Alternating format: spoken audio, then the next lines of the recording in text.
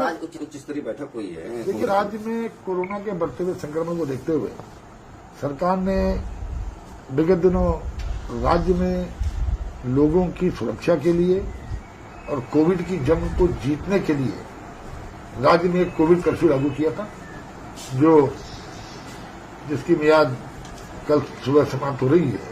तो आज उच्च स्तरीय बैठक में मुख्यमंत्री जी की अध्यक्षता में तय हुआ है कि इस द्वितीय फेज में हम लोगों ने राज्य में 18 तारीख से लेके 18 तारीख सुबह 6 बजे से 25 तारीख सुबह 6 बजे तक द्वितीय फेज में कोविड कर्फ्यू लागू किया जाएगा, जिसमें विगत जो एसओपी थी उससे इतर कुछ व्यवहारिकता की दृष्टि को देखते हुए कुछ परिवर्तन किए गए। मसलन सरकार का निवेदन है, तमाम बार सरकार ने अपील की है कि हालात को देखते हुए शादियों को स्थगित कर लिया जाए। अगर ये संभव नहीं है तो शादियों में 20 की सीमित संख्या तक जो अनुमति है, लेकिन उसमें 72 घंटे पूर्व के आरटीपीसीआर को अनिवार्य कर दिया गया है कि 72 घंटे पूर्व का आरटीपीसीआर उनके पास नेगेटिव रिपोर्ट होनी चाहिए, जो जितने 20 लोग शादी में अटेंड करते हैं। इसके साथ साथ एक शिकायत कई जनता से मिली थी कि जब अंत्येष्टि में लोग जाते हैं तो जाते हुए तो परेशानी नहीं होती, पर आते हुए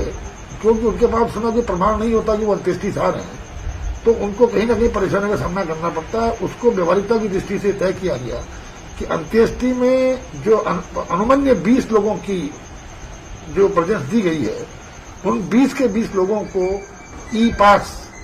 निर्गत किया जाएगा ताकि उनको किस व्यवहारिकता की दृष्टि से कोई परेशानी न हो।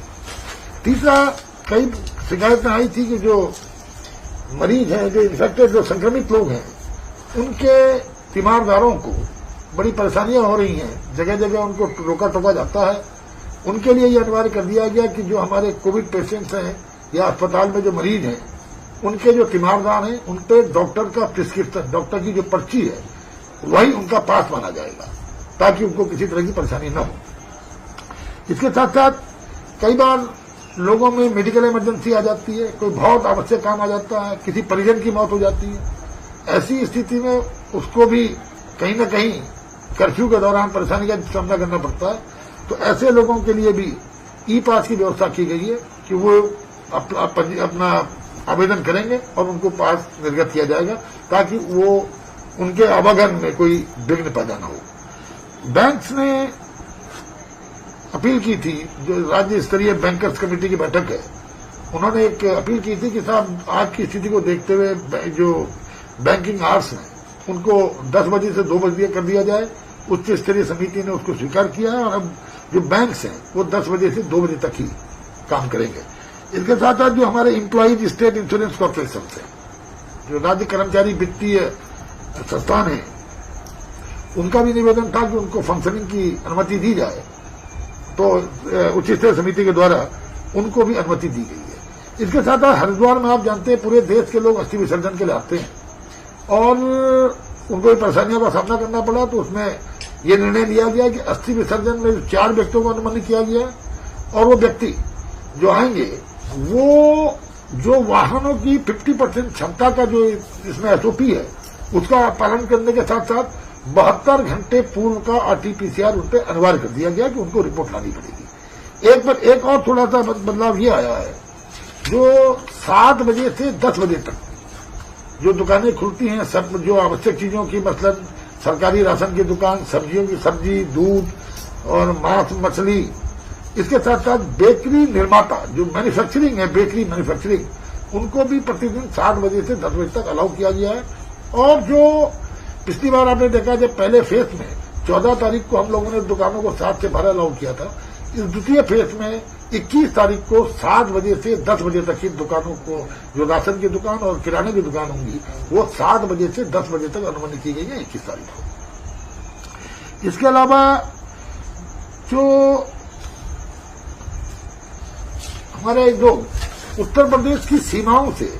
उत्तराखंड के अंदर जिनका आना जाना है, उत्तराखंड के रहने वाले, उनको पास की आवश्यकता तो नहीं होगी। मतलब जैसे कोई नैनीताल से उत्तर प्रदेश के बॉर्डर को क्रॉस करके देहरादून आ रहा हो, हरिद्वार जा रहा हो, टिहरी चमोली उत्तरकाशी जा रहा हो, या कोई टिहरी चमोली उत्तरकाशी देहरादून हरिद्वार से अगर वो कुमाऊं क्षेत्र में जा रहा हो जहां पर उत्तर प्रदेश की सीमाओं को क्रॉस करना पड़ता है, वहां के लिए आवश्यक उनको पास की आवश्यकता नहीं होगी, लेकिन उन्हें पोर्टल पे पंजीकरण कराना अनिवार्य कर दिया गया है। देखिए,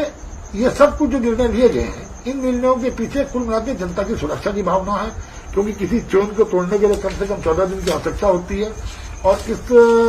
जो पहला फेज था, इसके पिछले 4 दिनों से आप देख रहे हैं सुखद परिणाम आने लगे हैं। और ऐसी स्थिति में इस कोरोना जंग को जीतने के लिए आवश्यक है कि लोग